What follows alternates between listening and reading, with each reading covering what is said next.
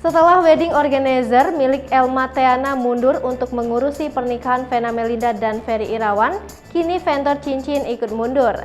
Terkait peristiwa tersebut, Jerry selaku manajer toko perhiasan akhirnya angkat bicara.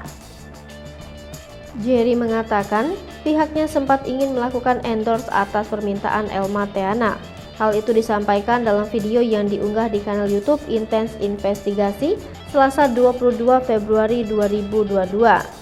Namun, sekitar seminggu setelah acara lamaran berlangsung, Jerry mengaku mendapatkan kabar pihak WO mundur.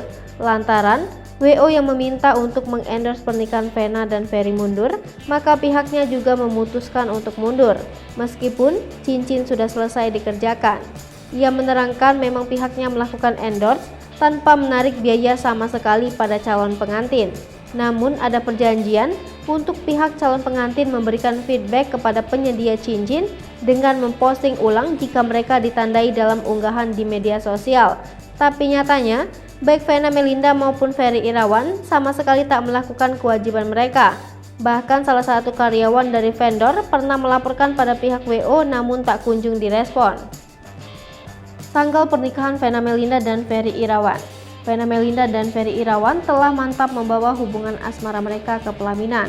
Setelah melangsungkan acara lamaran, Vena Melinda dan Ferry Irawan akan menggelar akad nikah. Hal itu diketahui dalam video yang diunggah di kanal YouTube Cumi Cumi Rabu 9 Februari 2022.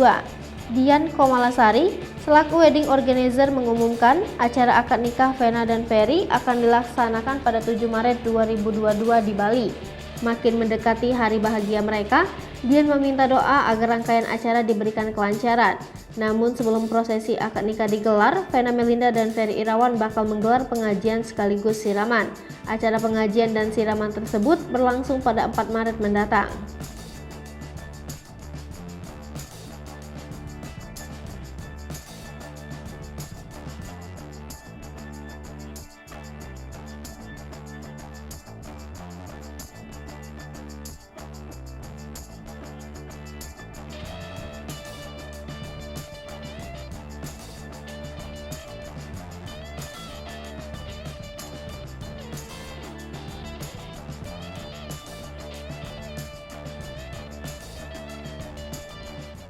Hai pemirsa Sri Popo TV, jangan lupa komen, like, dan subscribe, serta tonton terus berita-berita terupdate